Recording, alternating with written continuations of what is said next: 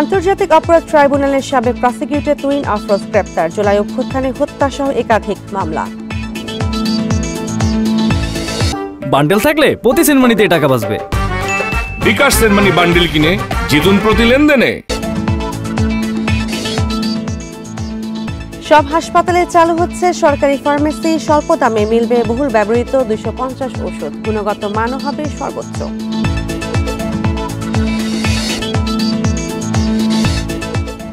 বৃহস্পতিবার শুরু এসএসসি পরীক্ষা। অংশ নেবে 19,28,000 শিক্ষার্থী। 13 মে পর্যন্ত সব কোচিং সেন্টার বন্ধ।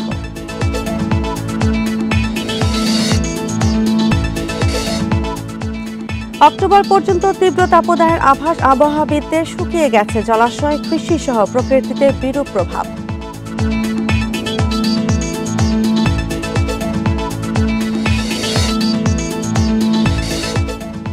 এবার একচেটিয়া ব্যবসা করছে ঈদের চলচ্চিত্র। দর্শকের মিশ্র প্রতিক্রিয়া। কয়েক বছর ধরে বাড়ছে ঈদের ছবির দর্শক।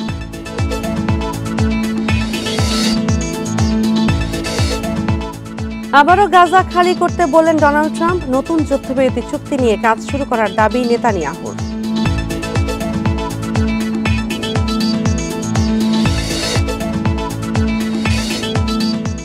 চ্যাম্পিয়ন্স লিগের কোয়ার্টার ফাইনালে রাত 1টায় মুখোমুখি হবে রিয়াল ও আর্সেনাল। বায়ার্নের প্রতিপক্ষ ইন্টার মিলান।